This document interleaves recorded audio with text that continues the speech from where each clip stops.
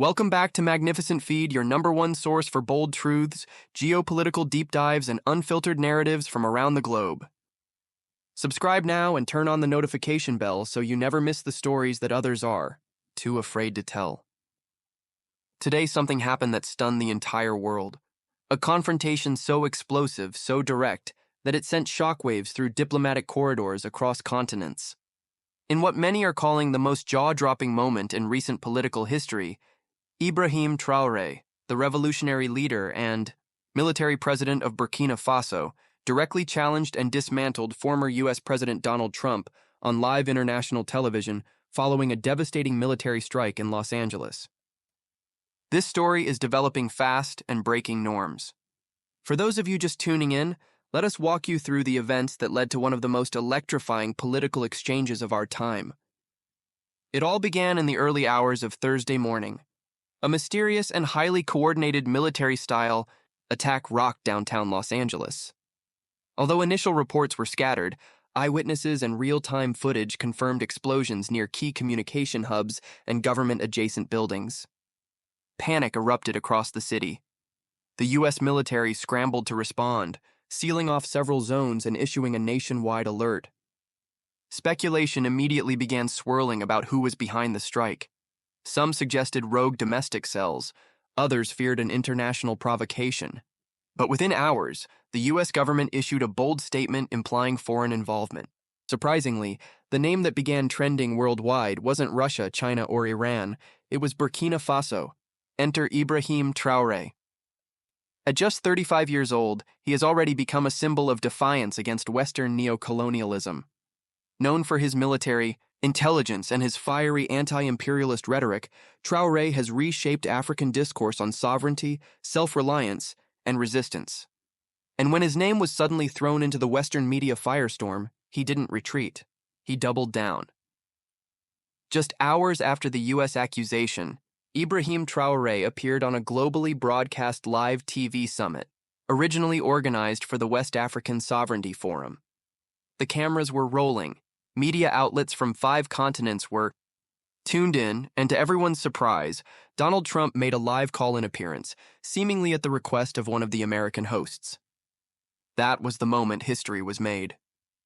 The moderator attempted to mediate a calm discussion, but Trump went in with his usual bravado, demanding explanations, issuing warnings, and accusing Traoré of orchestrating an act of war. Trump claimed, "The attack was an intentional message from radical factions within Africa to undermine U.S. dominance and called it a cowardly, disgraceful act." The air went tense.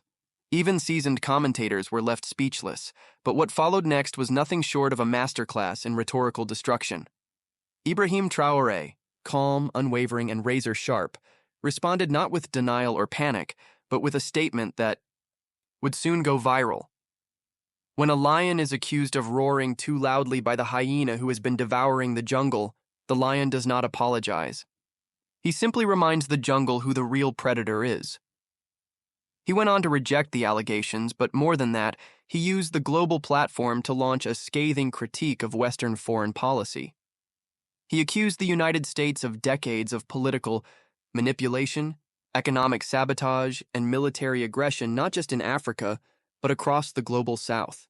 He listed incidents, named presidents, quoted classified documents made public, and painted a picture of a system that rewards domination under the guise of democracy.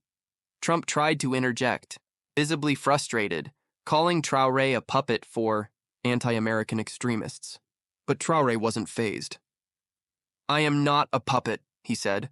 "I am the voice of a continent that remembers Libya, that remembers Congo, that remembers the drones, the coups, the silence in the face of suffering." The moderator tried again to de-escalate, but Traoré leaned forward and said something that will be remembered for decades. "You call one strike in Los Angeles terrorism. What then do you call your endless strikes across Yemen, Syria, and Somalia? Was their pain less valuable than yours? Or is it only terrorism when it reaches your doorstep?" The audience, both virtual and live, erupted. Social media exploded. Within minutes, Traoré vs. Trump was the #1 global trending hashtag. Millions were tweeting, sharing clips, and debating what had just unfolded. Trump, struggling to regain footing, pivoted to blaming weak African governments for their own instability. But Traoré, again without raising his voice, dismantled the A argument. You created the instability, you armed the militias, you funded the propaganda, you exploited the minerals, and now you blame us for the broken mirrors you left behind. What made Traoré's responses so impactful wasn't just the content, but the composure. He never flinched, he never shouted. He spoke like a man who had read every page of history and had decided it was time to write new ones. He brought receipts, data, context, and moral clarity in a world often clouded by diplomacy and denial. Meanwhile, the situation on the ground in Los Angeles remained critical. Though no group had officially claimed responsibility, Traoré emphasized that Burkina Faso had no military presence or capability in the Western Hemisphere and dismissed the allegations as political theater. The empire is panicking, he said, because for the first time the world is no longer afraid to speak. Analysts around the world have since weighed in. Some call Traoré a dangerous provocateur. Others hail him as a new voice of global justice.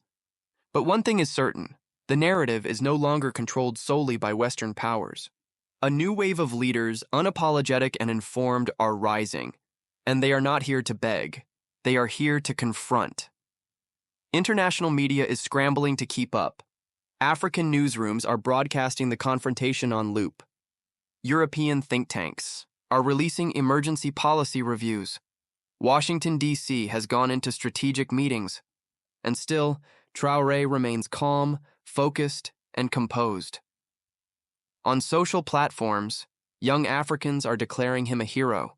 Memes, posters, and remix videos are flooding TikTok and Instagram. In contrast, American mainstream outlets are split, some downplaying the moment, others branding it a disaster in diplomacy. What does this mean for the world moving forward? It means the unipolar era is breaking. It means you cannot silence those who have found their voice. It means nations once labeled as developing are beginning to redefine global discourse. As for the Los Angeles strike, investigations are ongoing. The Pentagon has yet to provide hard evidence linking Burkina Faso or any other foreign government. Independent cyber investigators have suggested the possibility of a false flag or even a rogue internal group seeking to manipulate global tensions. Regardless of the outcome of the investigation, the real strike may not have been the explosions. In Los Angeles, the real strike was in the form of words spoken with clarity, courage, and conviction on live television. Words that peeled back layers of denial, words that cut through the fabric of hypocrisy, words that reminded the world that the empire has no monopoly on truth. Ibrahim Traoré may not have launched missiles, but on this day, with nothing but a microphone and the weight of history behind him, he launched a counteroffensive of truth that may have shifted the global conversation forever. You're watching Magnificent Feed. Subscribe, stay informed, and remember, the world is changing whether they like it or not.